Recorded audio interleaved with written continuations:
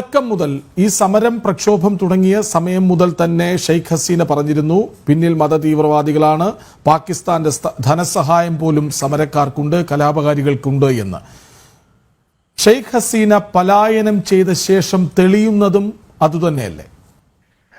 തീർച്ചയായിട്ടും. കാരണം നമ്മൾ ഏതൊരു രാഷ്ട്ര നേതാവിനെ പറ്റി ചിന്തിച്ചു കഴിഞ്ഞാലും അവരുടെ പൊതുജനങ്ങളുമായിട്ടുള്ള അല്ലെങ്കിൽ അവരുടെ ഒരു പബ്ലിക് ലൈഫ് എന്ന് പറയുന്നത് അത് ബ്ലാക്ക് ആൻഡ് വൈറ്റ് അല്ല, അത് പലപ്പോഴും ഷെയ്ഡ്സ് ഓഫ് ഗ്രേ ആണ്. അപ്പൊ അതുകൊണ്ട് തന്നെ ഷെയ്ഖ് ഹസീനയെ സംബന്ധിച്ചിടത്തോളം ബംഗ്ലാദേശിന് അന്താരാഷ്ട്ര രംഗത്തുള്ള ഒരു ഇമേജ് അവർ വർദ്ധിപ്പിച്ചിട്ടുണ്ട്. പക്ഷേ ആഭ്യന്തരമായിട്ട് കുറേയധികം പ്രശ്നങ്ങളുണ്ട്. നേരത്തെ ഇവിടെ സൂചിപ്പിച്ചതുപോലെ പല അഴിമതി വിഷയങ്ങൾ അല്ലെങ്കിൽ അനധികൃതമായിട്ടുള്ള ധനസമ്പാദനം പല ആൾക്കാരുടെ ഭാഗത്തു നിന്നുണ്ടായിട്ടുണ്ട് എന്ന രീതിയിലത്തേക്കുള്ള ആരോപണങ്ങളുമുണ്ട്.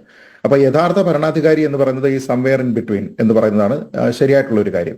ഈ ഒരു വിഷയത്തിലേക്ക് വരുന്ന സമയത്ത് ബംഗ്ലാദേശിനെ ഇപ്പോ ഇലക്ട്രലായിട്ടുള്ള ഒരു പ്രൊസീജിയർ വരുന്ന സമയത്ത് പ്രധാനപ്പെട്ട പ്രതിപക്ഷം ഇതെല്ലാം തന്നെ ഭരണപക്ഷത്ത് മെറുകി ചെയ്യുകയാണ് എന്ന് പറഞ്ഞുകൊണ്ട് അവർ ഈ തെരഞ്ഞെടുപ്പ് പ്രക്രിയ സുതാര്യമല്ല എന്ന് പറഞ്ഞുകൊണ്ട് അതിൽ പങ്കെടുക്കാതെ മാറി നിൽക്കുന്ന ഒരവസ്ഥയുണ്ട്.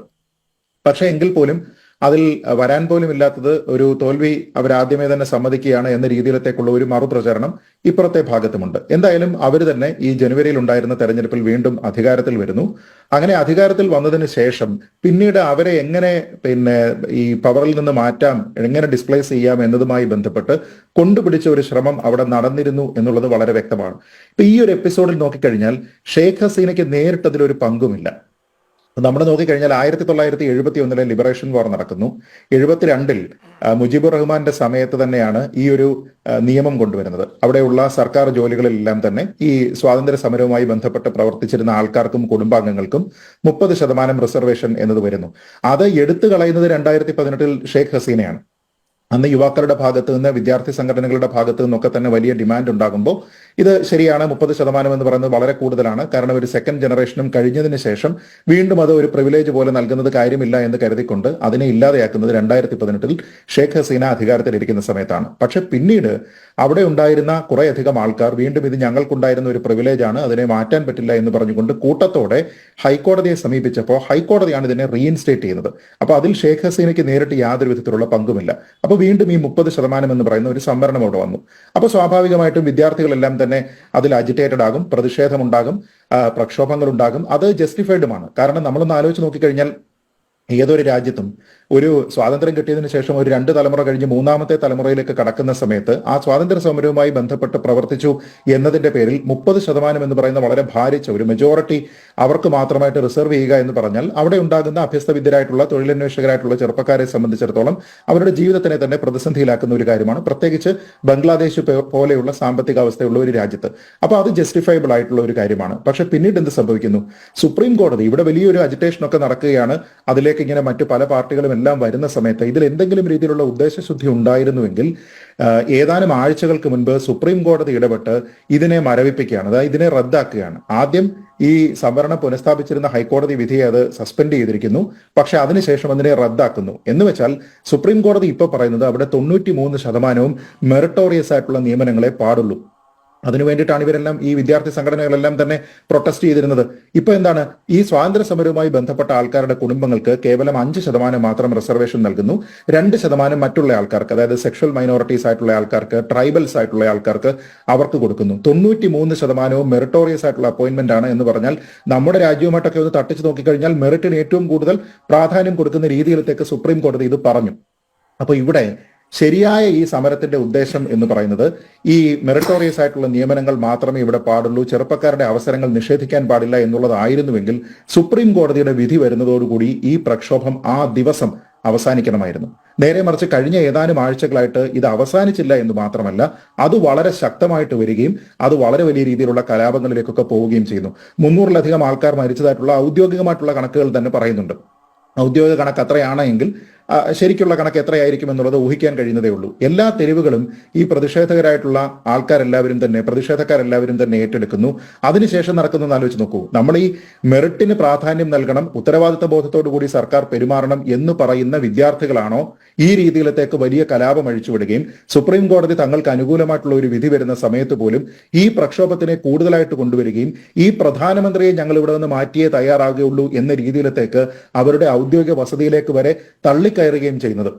അവിടെയുള്ള കാര്യങ്ങൾ കൊള്ളയടിക്കുകയാണ്. അതായത് നമ്മൾ ഒരു ഭാഗത്ത് ആലോചിക്കുക, ഏറ്റവും ഉയർന്ന ധാർമ്മിക മൂല്യത്തിനെ കുറിച്ച് പറയുന്ന, അവിടെ ആൾക്കാരുടെ മെറിറ്റിനെ പരിഗണിക്കണം എന്ന് പറയുന്ന ആൾക്കാരെല്ലാവരും തന്നെ ഇവിടെ ഷെയ്ഖ് ഹസീനയുടെ വീട്ടിൽ പോയതിനു ശേഷം അവരുടെ സ്വകാര്യ വസ്തുക്കൾ എടുക്കുന്നു, അവിടെയുള്ള ഔദ്യോഗിക വസ്തുക്കൾ എടുക്കുന്നു, അങ്ങനെ ആ ഒരു അവരുടെ ഔദ്യോഗിക വസതിയെ തന്നെ കൊള്ളയടിച്ചിട്ട് പോവുക, പാർലമെന്റ് കയറി അത് നശിപ്പിക്കുക, അവിടെയുള്ള TV അടക്കമുള്ള സാധനങ്ങളെല്ലാം തന്നെ എടുത്തുകൊണ്ട് പോവുക എന്ന രീതിയിലേക്ക് പോകുന്നു. എന്ന് വെച്ചാൽ ഉദ്ദേശശുദ്ധിയോട് കൂടിയിട്ടാണ് ഈ സമരം തുടങ്ങിയത് എങ്കിലും ഇതിൽ ഒരു പൊളിറ്റിക്കലായിട്ട് ഇവരെ ഡിസ്പ്ലേസ് ചെയ്യാനായിട്ടുള്ള ഒരു ഓപ്പർച്യൂണിറ്റി ഉണ്ട് എന്ന് കണ്ടുകൊണ്ട് അവിടെയുള്ള ജമാഅത്തെ ഇസ്ലാമി അടക്കം മറ്റുള്ള പല സംഘടനകളും മതതീവ്രവാദ സംഘടനകളും എല്ലാം തന്നെ ഇതിന് പിന്നിൽ അണിനിരക്കുകയും അവരാണ് പിന്നീട് ഇതിനെല്ലാവിധ ഊർജവും നൽകിയിരിക്കുന്നത്. ഇത് ഒരുപക്ഷെ നമ്മുടെ നാടുകളിലെല്ലാം തന്നെ കഴിഞ്ഞ കുറെ കാലമായിട്ട് കാണുന്ന ഒരു ട്രെൻഡിന്റെ തുടർച്ചയാണ്. ഇപ്പൊ ശ്രീലങ്കയിൽ എങ്ങനെയാണ് ഇതേപോലെ തന്നെ അവരുടെ പ്രധാനമന്ത്രിയുടെയോ പ്രസിഡന്റിന്റെയോ ഒക്കെ ഔദ്യോഗിക വസതികളിലേക്ക് ആൾക്കാർ തള്ളിക്കയറിയത് എന്ന് നമ്മൾ കണ്ടതാണ്.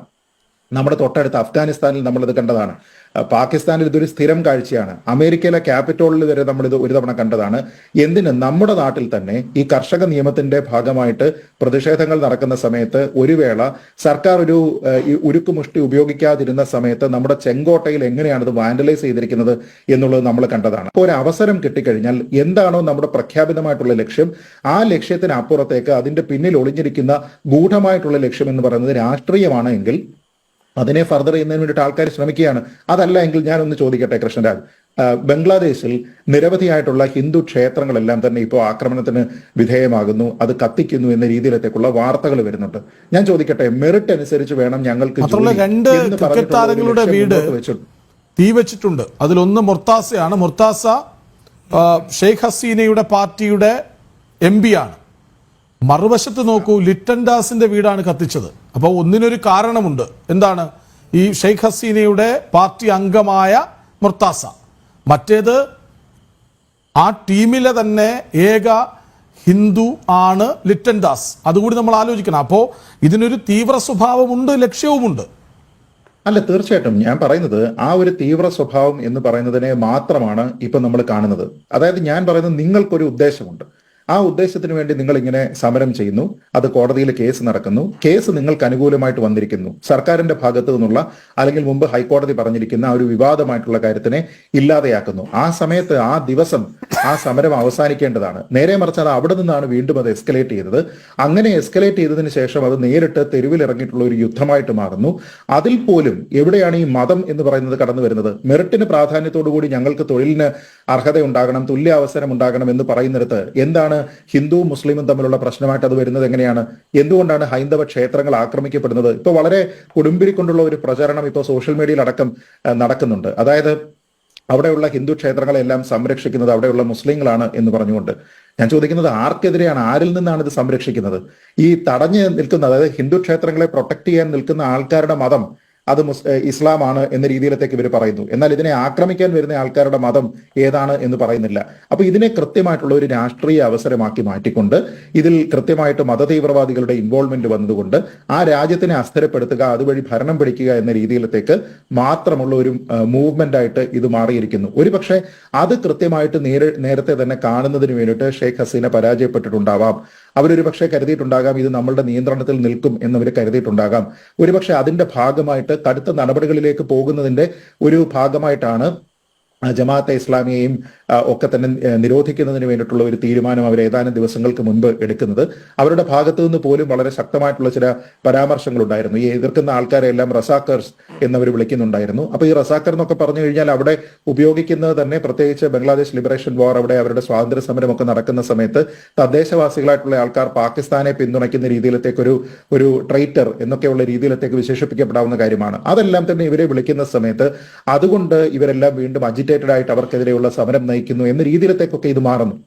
അപ്പൊ ഇതിനെ കൃത്യമായിട്ട് എവിടെ കർബ് ചെയ്യണം, എവിടെ വെച്ചിട്ടാണ് ഇതിന് കൃത്യമായ രീതിയിലുള്ള തടയിടേണ്ടത് എന്നതിനെ പറ്റി മനസ്സിലാക്കുന്നതിനോ, ഇത്ര വലിയൊരു ജൈഗാന്റിക് പ്രൊപ്പോർഷനിലേക്ക് ഇത് വളരും എന്ന് ആന്റിസിപ്പേറ്റ് ചെയ്യുന്നതിനോ ഷെയ്ഖ് ഹസീനയ്ക്ക് കഴിഞ്ഞില്ല എന്നുള്ളത് കൊണ്ടാണ് ഒരുപക്ഷെ അവർ ഈ വലിയ കടുത്ത തീരുമാനമെടുത്തതിന് ശേഷം അധികാരത്തിൽ തുടരാൻ കഴിയാതെ അവർക്ക് അവിടെ നിന്ന് പലായനം ചെയ്യേണ്ടി വന്നത്. ശരി, ഒരു ചോദ്യം കൂടി, ഒറ്റ ചോദ്യം കൂടി. അതായത് ഒരു പാക് നയതന്ത്ര ഉദ്യോഗസ്ഥന്റെ സമൂഹ മാധ്യമത്തിലെ മുഖചിത്രം ബംഗ്ലാദേശിൽ നടക്കുന്ന ഓരോ വിഷയങ്ങളിലും മാറിക്കൊണ്ടേയിരുന്നു എന്ന് ഇന്ത്യൻ ഇന്റലിജൻസ് കണ്ടെത്തിയിട്ടുണ്ട്. അതായത് പാക് ചാര ഏജൻസിയായ AISയ്ക്കും ചൈനയ്ക്കും ഷെയ്ഖ് ഹസീന വിരുദ്ധ പ്രക്ഷോഭത്തിൽ പങ്കുണ്ട് എന്നവർ സംശയിക്കുന്നുണ്ട്. അതായത് ജമാഅത്തെ ഇസ്ലാമിയുടെ വിദ്യാർത്ഥി സംഘടനയാണ് സംവരണ വിരുദ്ധ പ്രക്ഷോഭത്തെ സർക്കാർ വിരുദ്ധ പ്രക്ഷോഭമാക്കി മാറ്റിയതെന്നും ഇന്ത്യൻ ഇന്റലിജൻസ് മനസ്സിലാക്കുന്നു. അപ്പോൾ ഇന്ത്യ അനുകൂല നിലപാട് സ്വീകരിച്ചിരുന്ന, ഇന്ത്യയെ ചേർത്ത് പിടിച്ചിരുന്ന ഷെയ്ഖ് ഹസീനയെ പുറത്താക്കി പാകിസ്ഥാനോടും ചൈനയോടും ചായ്വ് പുലർത്തുന്നവരെ, ആ ഭരണകൂടത്തെ അവിടെ പ്രതിഷ്ഠിക്കലാണ് ഇതിന് പിന്നിലെന്ന ലക്ഷ്യം വ്യക്തമല്ലേ? 100%. അതുകൊണ്ട് തന്നെയാണ് ഇതൊരു പ്രാദേശികമായിട്ടുള്ള ഒരു വിഷയമേ അല്ല. എങ്ങനെ അവരുടെ ആ സർക്കാരിനെ ഡിസ്പ്ലേസ് ചെയ്യാൻ കഴിയുമോ, തങ്ങൾക്ക് ഭരണം അവിടെ പിടിച്ചെടുത്തതിന് ശേഷം ഇന്ത്യക്ക് വലിയ തലവേദന ഉണ്ടാക്കുന്ന രീതിയിലത്തേക്ക് ഇന്ത്യയുടെ നെയ്ബേഴ്സിനെ എല്ലാം തന്നെ മാറ്റുക എന്ന രീതിയിലത്തേക്കുള്ള ഒരു കൊണ്ടുപിടിച്ച ശ്രമത്തിന്റെ ഭാഗമായിട്ടുള്ള വിദേശ ഫണ്ടിങ് ഉൾപ്പെടെയുള്ള കാര്യങ്ങൾ ഇക്കാര്യത്തിൽ എന്തായാലും ഉണ്ടാകും. പാകിസ്ഥാന്റെ താല്പര്യം എന്ന് പറയുന്നത് വളരെ വ്യക്തമാണ്. എന്താണ് ഫോറിൻ പോളിസി ബംഗ്ലാദേശ് എടുക്കുന്നതെന്നും ഇന്ത്യയുമായിട്ടുള്ള അവരുടെ ബന്ധുത്വം ഏത് രീതിയിലത്തേക്കാണ് എന്നതിനെ പറ്റി എല്ലാവർക്കും അറിയാവുന്നതാണ്. അപ്പൊ ഇന്ത്യയെ സംബന്ധിച്ചിടത്തോളം ഇന്ത്യയുടെ അയൽവക്കക്കാരായിട്ടുള്ള രാജ്യങ്ങളെല്ലാം തന്നെ പൊളിറ്റിക്കലി വളരെ വോളറ്റൈൽ ആക്കുക, അവിടത്തെ എല്ലാം ഭരണാധികാരികളെ എല്ലാം തന്നെ ഡിസ്പ്ലേസ്ഡ് ആക്കുക, അവിടെ വളരെ വലിയ രീതിയിലുള്ള അരാജകത്വം ഉണ്ടാക്കുക എന്ന രീതിയിലത്തേക്കുള്ള ഒരു പ്രവർത്തനത്തിന് ചൈനീസ് ഫണ്ടിങ് ഉണ്ടാകും. പാകിസ്ഥാൻ അതിന് ഒരു കരുവായിട്ട് പ്രവർത്തിക്കുന്നുണ്ടാകും. ആ കാര്യത്തിൽ യാതൊരു വിധത്തിലുള്ള തർക്കവുമില്ല. ഇപ്പൊ ഇന്ത്യയെ സംബന്ധിച്ചിടത്തോളം അഫ്ഗാനിസ്ഥാൻ ആണെങ്കിലും അല്ലെങ്കിൽ പാകിസ്ഥാൻ ആണെങ്കിലും ശ്രീലങ്കയാണെങ്കിലും ബംഗ്ലാദേശ് ആണെങ്കിലും ചുറ്റപ്പെട്ട് കിടക്കുന്ന പല രാജ്യങ്ങളിലും പൊളിറ്റിക്കലായിട്ടുള്ള വോളറ്റൈൽ ആയിട്ടുള്ള ഒരു അവസ്ഥയുണ്ട്, സാമ്പത്തികമായിട്ടുള്ള ബുദ്ധിമുട്ടുണ്ടാകുന്ന ഒരവസ്ഥയുണ്ട്. ആ രീതിയിൽ നിൽക്കുന്ന സമയത്ത് ചൈന ഇവരുമായിട്ടെല്ലാം തന്നെ വളരെ വലിയ രീതിയിലുള്ള ബന്ധം സ്ഥാപിക്കുന്നതിന് വേണ്ടിയിട്ടോ അവരെ ഫൈനാൻഷ്യലി ഹെൽപ്പ് ചെയ്യുന്നതിനോ ഒക്കെ ശ്രമിച്ചുകൊണ്ട് അവരുടേതായിട്ടുള്ള താല്പര്യങ്ങളെ വളർത്തുകയും അങ്ങനെ ഒരു സമ്മർദ്ദ തന്ത്രമായിട്ട് ഉപയോഗിക്കുകയും ഒക്കെ ചെയ്യുക എന്ന രീതിയിലത്തേക്കുള്ള ഒരു പ്രവർത്തനം കൂടി ഇതിന്റെ പിന്നിലുണ്ടാകും. ഒരുപക്ഷെ ഇന്ത്യയുമായിട്ട് അവർ സൂക്ഷിക്കുന്ന ബന്ധുത്വം എന്ന് പറയുന്നത് അത്രത്തോളം അവർക്ക് അല്ലെങ്കിൽ രണ്ട് രാജ്യങ്ങൾക്കും ഇമ്പോർട്ടന്റ് ആയതുകൊണ്ടാവുമല്ലോ അവർ പെട്ടെന്ന് അവിടെ നിന്ന് പലായനം ചെയ്യുമ്പോൾ ആദ്യമായിട്ട് ഇന്ത്യയിലേക്ക് തന്നെ വരിക എന്ന രീതിയിലത്തേക്കുള്ള ഒരു കാര്യമൊക്കെ തന്നെ അവർ സെറ്റ് ചെയ്യുന്നതും അതേപോലെ തന്നെ നമ്മുടെ ശ്രീ അജിത് ഡോവലിനെ പോലെയുള്ള ആൾക്കാർ അവരുമായിട്ട് കൂടിക്കാഴ്ച നടത്തുന്നതും. അപ്പൊ ഇത് വളരെ അതായത് ബംഗ്ലാദേശിൽ ഇത് ഏത് രീതിയിലത്തേക്കാണോ അവരുടെ പൊളിറ്റിക്കലായിട്ടുള്ള ഒരു ഫ്യൂച്ചർ ഡിസ്കോഴ്സിനെ അത് ബാധിക്കുന്നത്, അതിനേക്കാൾ കൂടുതൽ വളരെ നമ്മൾ പറയുന്ന ഏറ്റവും കീൻ ഇൻട്രസ്റ്റോട് കൂടി അതിനെ കാണേണ്ടത് ഇന്ത്യയാണ്. കാരണം ഇന്ത്യയാണ് ഇതിൽ സുസ്ഥിരമായിട്ടുള്ള ഒരു രാജ്യം. ആ രാജ്യത്തിനെ തകർക്കുക എന്നുള്ള ഉദ്ദേശത്തോടു കൂടി പ്രവർത്തിക്കുന്ന ആൾക്കാരുടെ താല്പര്യത്തിന് അതിന്റെ ഭാഗമായിട്ടാണ് ഈ മറ്റു പ്രവർത്തനങ്ങളെല്ലാം നമ്മുടെ അതിർത്തിക്ക് അപ്പുറത്ത് നടക്കുന്നത് എന്നതുകൊണ്ട് ഇന്ത്യയെ സംബന്ധിച്ചിടത്തോളം എടുത്തിരിക്കുന്ന തീരുമാനങ്ങൾ അങ്ങേയറ്റം ഉചിതമാണ്. കാരണം നമ്മൾ ഈ കഴിഞ്ഞ കാലയളവിൽ ഒന്നും തന്നെ കാണാത്ത രീതിയിലുള്ള ഒരു സെൻസ് ഓഫ് എർജൻസി നമ്മുടെ കേന്ദ്ര സർക്കാരിന്റെ ഭാഗത്തു നിന്ന് ഉണ്ടായിട്ടുണ്ട്. അതിർത്തികൾ പെട്ടെന്ന് അടയ്ക്കുക, അതിന് 500 മീറ്റർ അപ്പുറത്ത് നിന്ന് തന്നെ ആൾക്കാരെ തീർച്ചയായിട്ടും ഇങ്ങോട്ട് വരാൻ പാടില്ല എന്ന രീതിയിലത്തേക്ക് തിരിച്ച് വിടുക തുടങ്ങിയ കാര്യങ്ങളുണ്ട്. കാരണം നമ്മുടെ അതിർത്തികൾ വഴി ഉണ്ടാകുന്ന ഒരു നുഴഞ്ഞുകയറ്റം അല്ലെങ്കിൽ ഒരു ട്രാൻസ് ബോർഡർ മൈഗ്രേഷൻ എന്നൊക്കെ പറയുന്നത് എങ്ങനെയാണ് എന്നുള്ളതുമായി ബന്ധപ്പെട്ട് വളരെയധികം പ്രശ്നങ്ങൾ ഇപ്പോൾ തന്നെ നമുക്ക് സോൾവ് ചെയ്യാനാവാത്ത രീതിയിലത്തേക്ക് ആഭ്യന്തരമായിട്ട് തന്നെയുണ്ട്. അപ്പൊ അതിനെ കൂടുതൽ ഫർദർ ചെയ്യുന്ന രീതിയിലത്തേക്ക് അത് വരാതിരിക്കുന്നതിനും ഇന്ന് വരുന്ന ആൾക്കാരുടെ ഉദ്ദേശ ലക്ഷ്യങ്ങൾ എന്ന് പറയുന്നത് ഒരുപക്ഷെ ഇവിടെ പണ്ട് കയറിക്കൂടിയിരുന്ന ആൾക്കാരുടെ ഇതിൽ നിന്ന് വളരെ വിഭിന്നമായിരിക്കാം എന്നതിനെ പറ്റിയൊക്കെ നമ്മുടെ ഗവൺമെന്റിന് ധാരണയുണ്ട്. അതുകൊണ്ട് തന്നെയാണ് സർവകക്ഷി സമ്മേളനങ്ങൾ ഉണ്ടാകുന്നത്. പ്രതിപക്ഷ നേതാക്കന്മാർ ചോദിക്കുന്ന ചോദ്യങ്ങൾക്കെല്ലാം തന്നെ കൃത്യമായ രീതിയിലുള്ള മറുപടി നൽകുന്നതിന് വേണ്ടിയിട്ടൊക്കെ ഗവൺമെന്റ് ശ്രമിക്കുന്നത്. അപ്പൊ ഏതൊരു ഘട്ടം ഏത് രീതിയിലുള്ള ഒരു പ്രതിസന്ധി ഉണ്ടായാലും ഒരു ദുർഘട സാഹചര്യം ഉണ്ടായാലും അതിനെ നേരിടുന്നതിന് വേണ്ടി രാജ്യം സുശക്തമായിരിക്കുക എന്ന് പറയുന്നതാണ് നമ്മളെ സംബന്ധിച്ചിടത്തോളം പ്രധാനം. കാരണം അതിബുദ്ധിമാൻ എല്ലായ്പ്പോഴും മറ്റുള്ള ആൾക്കാരുടെ അനുഭവത്തിൽ നിന്നാണ് പഠിക്കേണ്ടത്. ഇന്ത്യയെ സംബന്ധിച്ചിടത്തോളം എല്ലായ്പ്പോഴും ഇന്ത്യ ഒരു അതിബുദ്ധിമാൻ രാജ്യമാണ് എന്ന രീതിയിലത്തേക്ക് തുടരണമെന്നുള്ളതാണ് നമ്മുടെ